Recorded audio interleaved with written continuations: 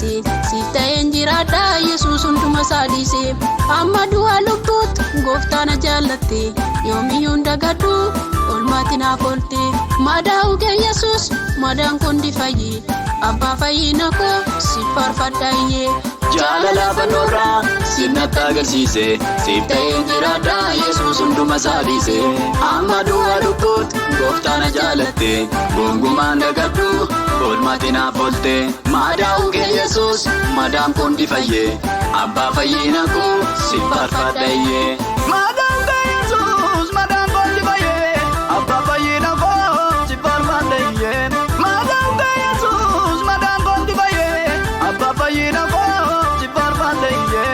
abbaa fayyina koo si faarfadhaayyee abbaa fayyina koo si faarfadhaayyee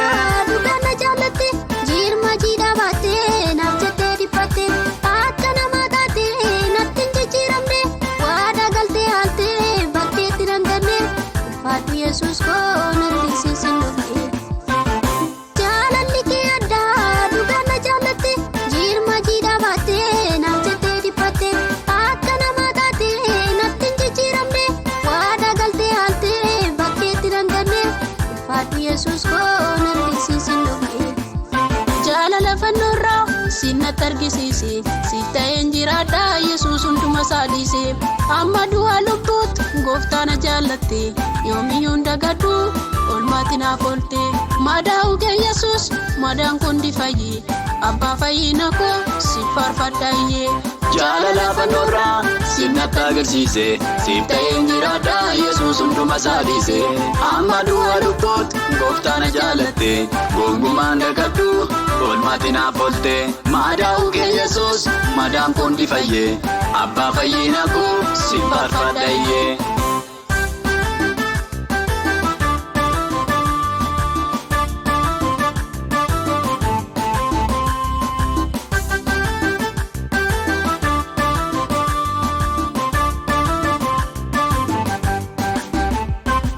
biiftuun qajeelummaa karaatiin abbaate abdii himma foofnee dubbii kenna laate yaadduuf dhiphina koo anarraa calaafte burqaa koo dhokatee dhoostee anaaf baaste biiftuun qajeelummaa karaatiin abbaate abdii himma foofnee dubbii kenna laate yaadduuf dhiphina koo anarraa calaafte burqaa koo dhokatee dhoostee anaaf baaste jaalala fannoorraa sinnatti agarsiise siif ta'een jiraadha Yesuus hunduma saadhiise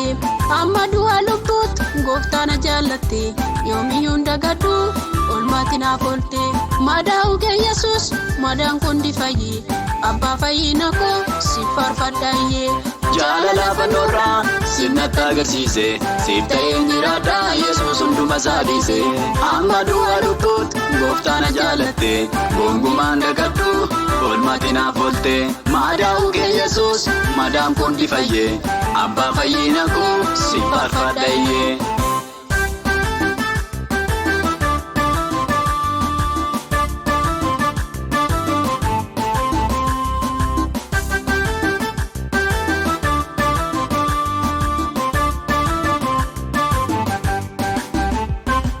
dhiiga kee qulqulluu naaf jettee lolaafte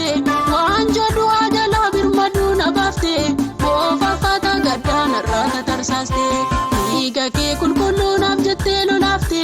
waanjoo du'aa jalaa birmaduu na baafte boofaffaata gaddaa narraa tatarsaafte boofaffaata gaddaa narraa tatarsaafte boofaffaata gaddaa narraa tatarsaafte boofaffaata gaddaa narraa tatarsaafte boofaffaata gaddaa narraa tatarsaafte dhiiga kee qulqulluu naaf jettee lolaafte